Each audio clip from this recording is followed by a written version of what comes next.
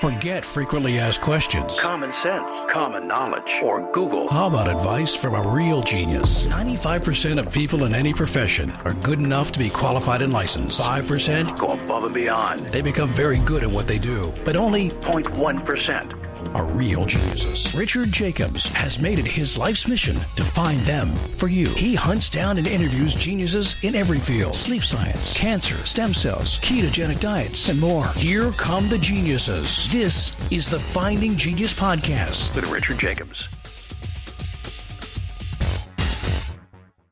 Hello, this is Richard Jacobs with the Finding Genius Podcast, Health, Medicine, and Bioscience edition.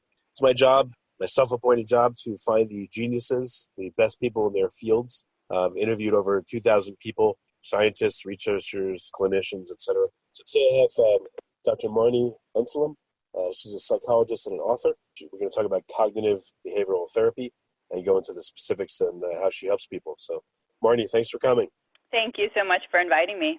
Yeah, so I know there's CBT, or cognitive behavioral therapy, for insomnia, for anxiety, for all kinds of stuff. What's your focus there? Okay, so generally speaking, cognitive behavioral therapy has a wide range of applications, and I apply CBT to many problems, either rooted in anxiety, depression, and one application that I've been using it increasingly for is for insomnia.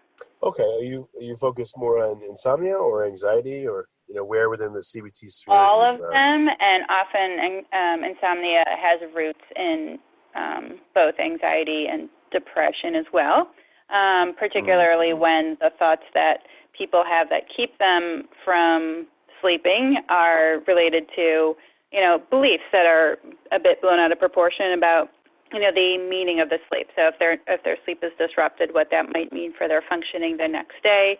So there's a lot of anxiety that underlies that. So in that respect, there's getting at some of the underlying anxiety and or depressive thinking when one is using CBT applied to insomnia. There are more specific aspects of CBT directed for insomnia than some of the other applications.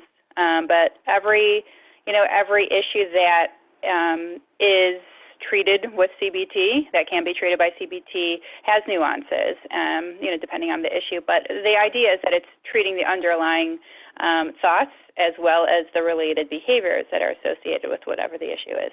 So it's probably a self-reinforcing thing, but like what starts the cycle of anxiety, insomnia, rumination, etc., and how does it progress?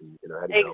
So how do things begin? Well, ultimately, there's it could be an event that triggers a thought or some sort of reaction in us. And what happens is when something happens that we don't know why it happens, we want to try to understand it. So we basically try to form our best guess of what is happening. So in that respect, we are always trying to make sense of our environment, and sometimes we come up with some reasoning that is might make sense to us, but isn't really serving us in some way, and then we might be jumping to conclusions a bit. We might be ignoring all of the nuances or the shades of gray that might be involved. So something when we first develop patterns that of thinking that are not useful to us, it can be us making some sort of leap that isn't really there, that isn't really validated by the evidence objectively. And sometimes it's related to underlying deep beliefs that we have, maybe related to, our worth as an individual, getting pretty deep, really. So sometimes they're pretty deep rooted, but generally they are general statements that we make to ourselves. We might not even be aware of it. So often these are, a bit, they're below our consciousness some of the time, and consequently we'll feel pretty bad or we'll feel pretty anxious depending on what the, what the thought is. when clients come to you, are there particular stories that you hear over and over and over again? Well, everybody has their own story, so I definitely will hear every individual's perspective of what is driving them, and what is contributing to whatever their discomfort is when they come in. But some of the themes that I hear over and over again relate to feeling like they are in some way falling short of something. So some theme of failure or fear of failure. Perhaps some sense of rejection can be an underlying theme.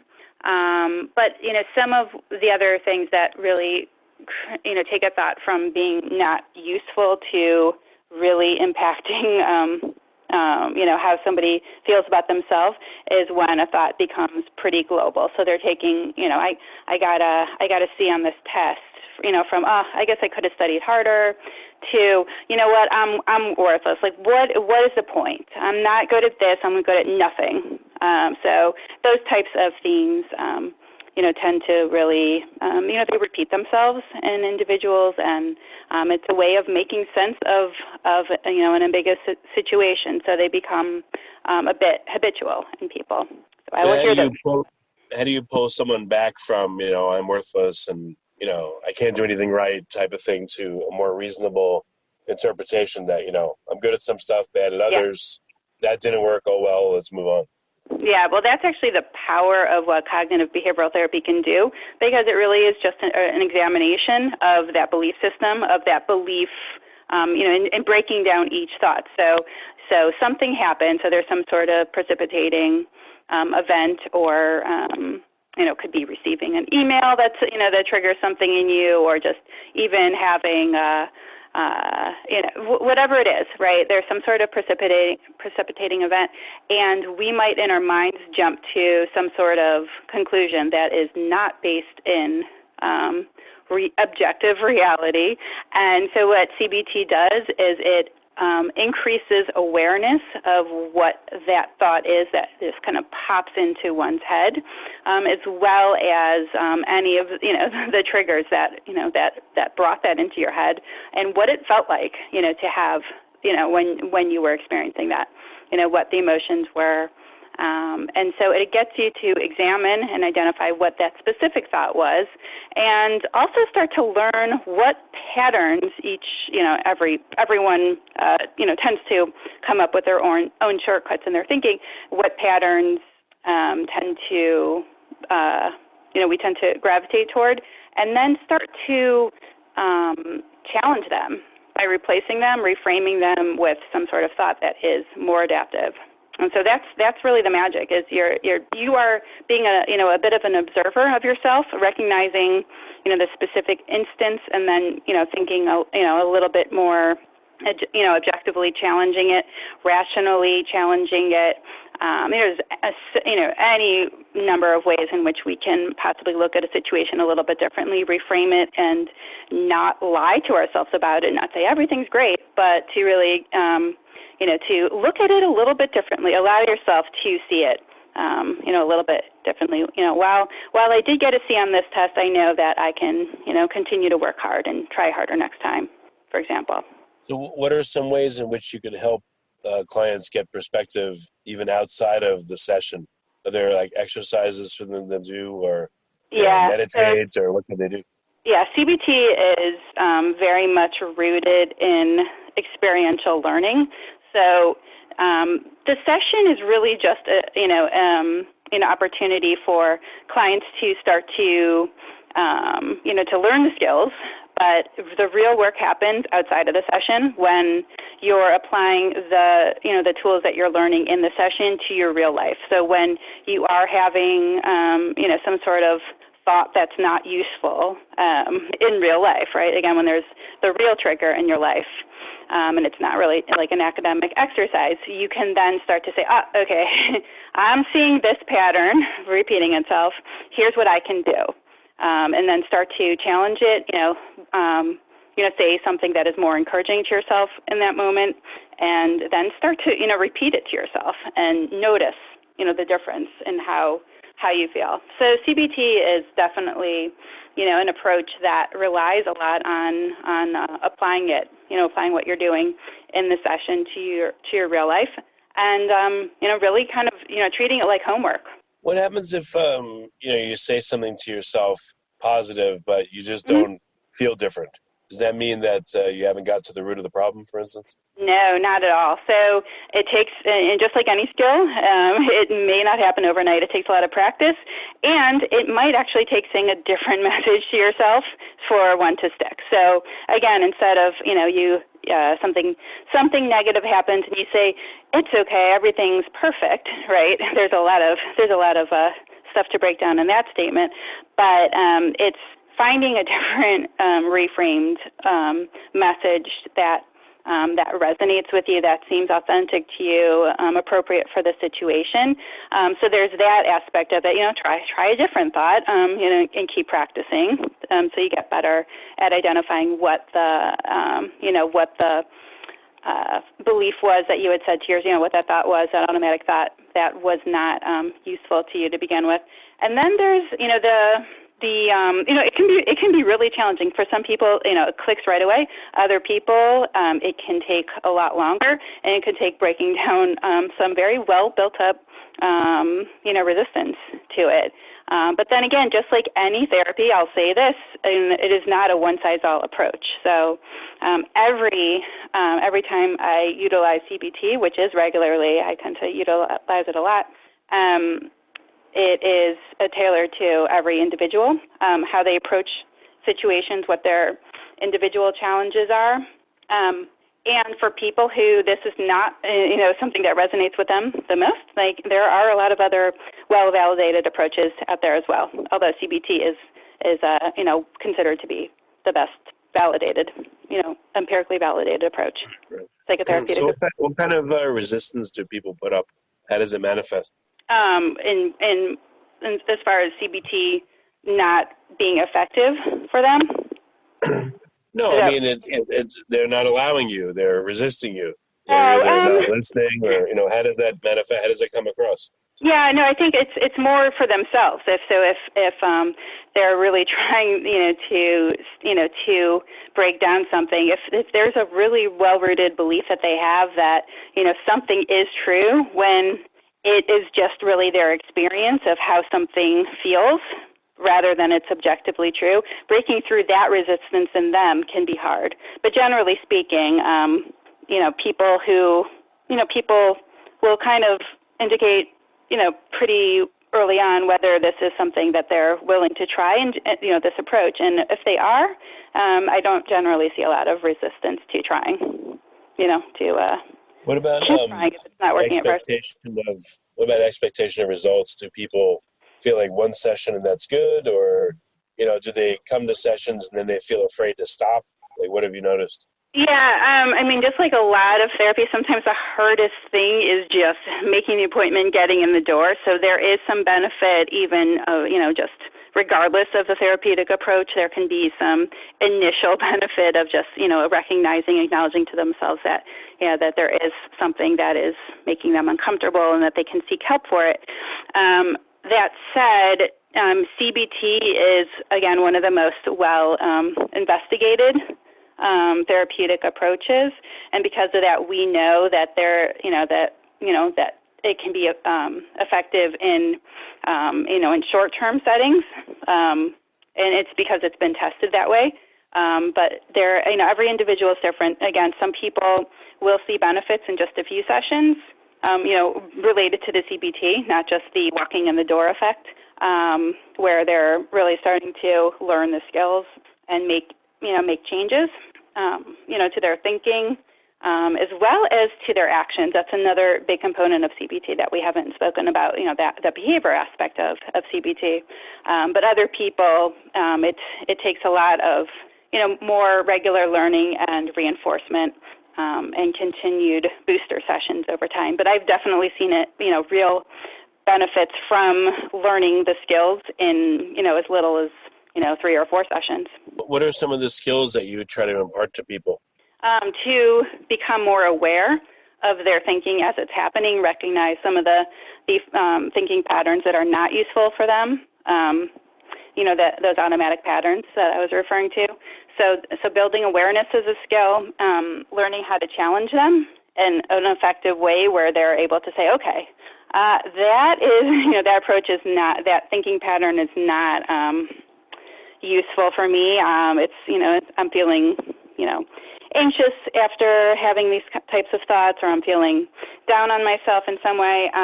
So I learned that I can challenge it this way. I can go to, this type of statement to say to myself in advance, while this time, was a challenge, or while this, is the case, or, I don't know for sure that I'm going to fail, right? It's possible. It's possible I might succeed instead of that belief, or I'm going to fail. I'm going to go up there and make a big fool of myself standing up in front of that crowd. Do you know that? Is it possible? You might not. So those are skills of learning how to automatically, so it becomes automatic, challenge themselves in these situations. And, some of the other skills are really like on the more behavioral end, putting themselves in situations. So often when we're fearful of something, we will, the instinct might be to avoid the situation. So in the case of fear, phobias of, any sort of situation we don't want to be in, really taking those steps, getting up there and giving that speech if you need to do that.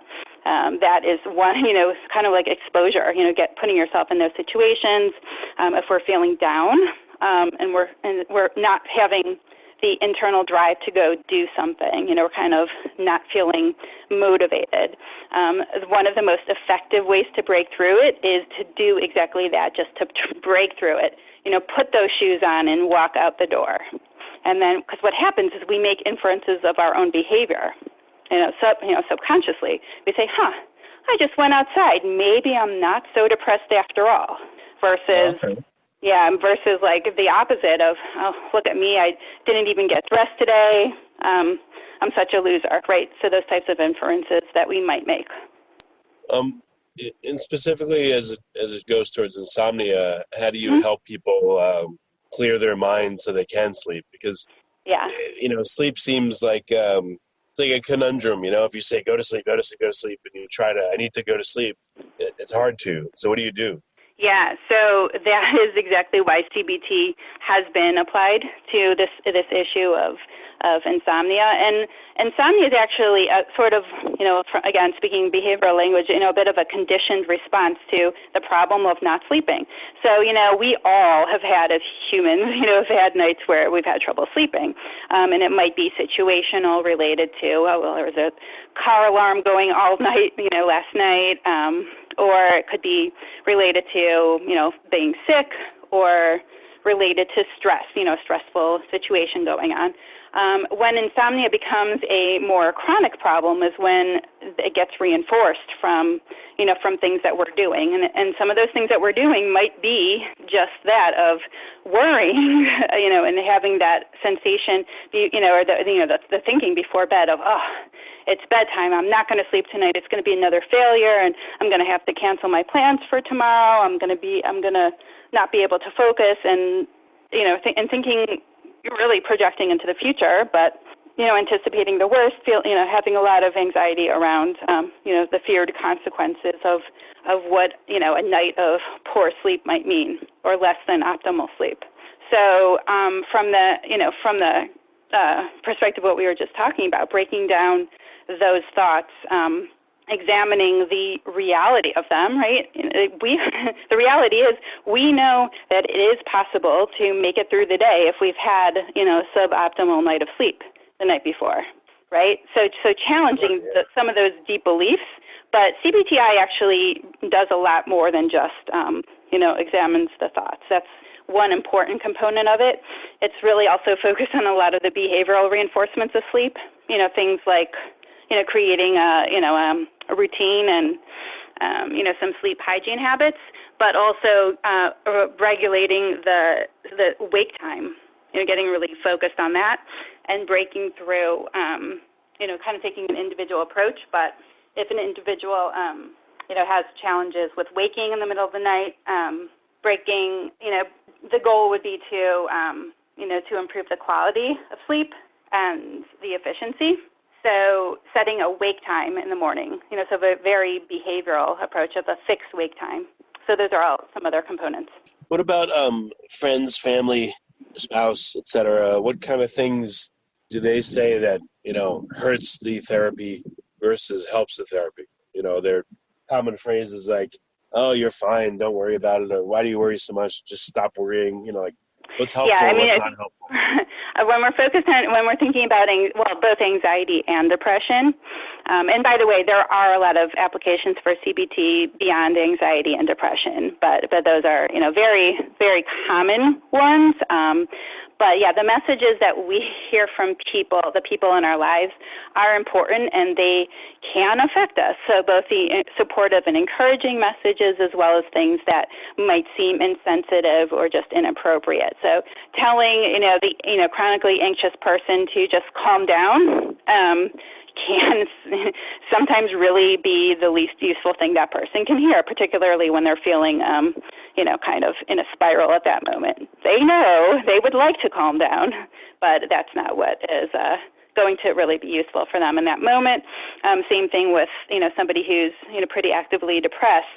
Hearing somebody say, just smile or just be happy, right? That's not, going to really resonate with them in that moment. It's a lot more than that. It's really kind of like a dark cloud of, a lot of things, biochemical things, as well as, some of the thinking patterns that are, pretty global, pretty, personal, related to themselves. And, okay. Yeah. Well, I asked because I'm sure I've been insensitive, and I try not to be, so that's why I figured it would be helpful for people listening. Maybe they can instruct the people around them. Like, hey, that's not helpful. Maybe try telling me this instead, or something else instead. You know what? I think that's a really good question because at some point or another, we all know someone who is going through a depressive episode. Is kind of somebody who's regularly dealing with anxiety, and that could be us. So that could be, the person who's listening to it right now as well. So they're very common experiences, and when you're not in it, it is really hard to, to relate personally and to kind of shut down that irrational thinking of, why isn't this person just doing this, right? That seems to be, they should know that this is what they need to do, because there's a lot of, things that are standing in their way. And it really is a challenge. Like putting on those shoes to step outside could be the biggest challenge that day. But, as they're getting better, that's not a challenge anymore. Well, very good. So what's the best way for people to find out more about CBT in general, and then to come see you? I'm not sure where you serve people, but let me know. Let us know the two answers. Yeah, my own practice is I'm licensed in 2 states, and I actually do a lot of my work virtually as well. So if anyone is in the New York area or Connecticut, I would be able to work with them. But fortunately, there are a lot of cognitive behavioral therapists, therapists out there, a lot of providers, and whether they're psychologists or other types of psychotherapists out there, social workers, or some psychiatrists also do some CBT. You can search on different therapist search engines for local providers to you if you are preferring an in-person experience. There are also a lot of tools online that people can use. So if you're looking to find out more about the effectiveness and of the therapy and efficacy and things like that, there's a lot of research. It's a very well-researched therapy. But if you're looking for tools that you can use on your own, there's a lot of, this is one type of therapy where there are a lot of great resources for you to use on your own, including some books that have been around a long time, some workbooks.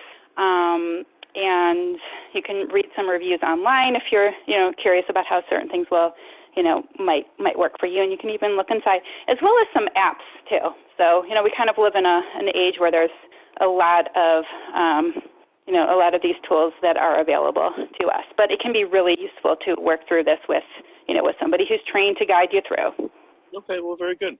Well, Marni, thanks for coming on the podcast and sharing your wisdom. I appreciate Welcome. it. This was fun. It's a great approach, and it was fun to talk about this. You've been listening to the Finding Genius podcast with Richard Jacobs. If you like what you hear, be sure to review and subscribe to the Finding Genius podcast on iTunes or wherever you listen to podcasts. And want to be smarter than everybody else? Become a premium member at findinggeniuspodcast.com. This podcast is for information only. No advice of any kind is being given. Any action you take or don't take as a result of listening is your sole responsibility. Consult professionals when advice is needed.